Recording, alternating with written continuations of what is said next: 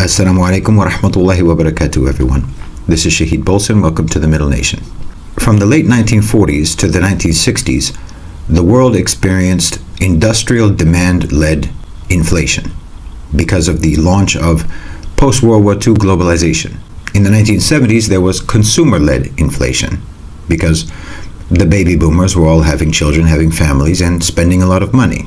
So what is leading the wave of inflation today? Now, most people will tell you it's because the energy prices are so high due to the war in Ukraine and the sanctions against Russia. But the truth is we were moving in the direction of inflation well before the Russian invasion of Ukraine.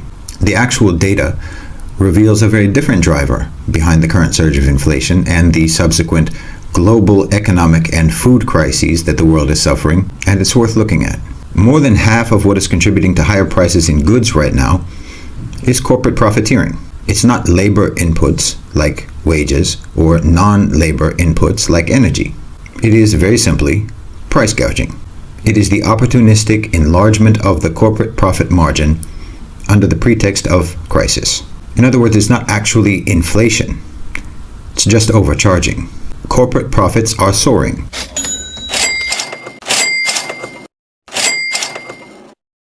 CEO pay packages are soaring.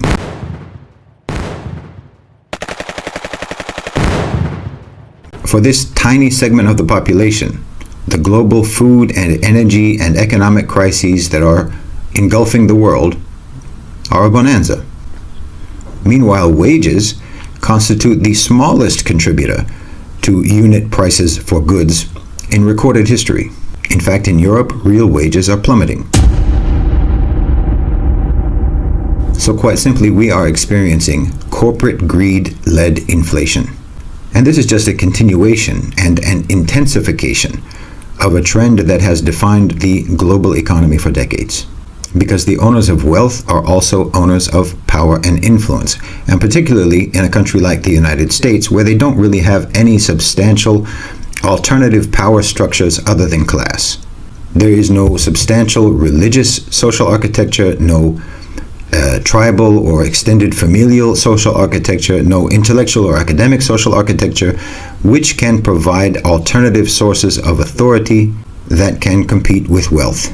The rich, therefore, wield unrivaled control over policy, over discourse, over accepted economic theory, and over regulations and the law. Therefore, those who are at the highest levels of income are able to dictate the way the economy works. So it's unsurprising that they would insist that the economy functions in such a way as to secure and serve their own selfish interests, even if that means the destabilization of the society itself.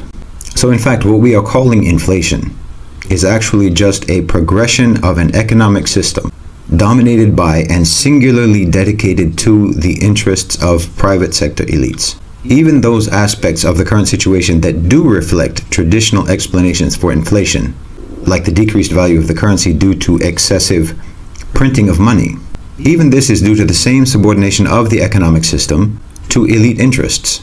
Every financial disaster of the last 20 years was caused by the reckless and predatory greed of the rich ruling class. And every wave of money printing has been primarily to insulate that class from the consequences of the disasters they caused. So now we have the combination of rampant price gouging and decreased value of the currencies. The only companies that will benefit from this scenario are the biggest players in any given sector. They can afford higher input costs, and they have more latitude in adjusting exaggerated profit margins. This will just further concentrate their relative power over the total economy. This is most starkly true in terms of agriculture. The global food crisis is going to devastate subsistence and family farming, and it will increase world dependence on the few top-tier big agribusiness companies.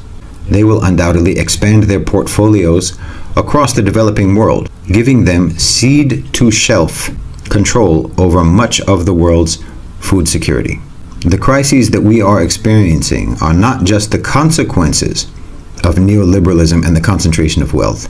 They are themselves strategies of neoliberalism and tactics for the further consolidation and concentration of wealth and power.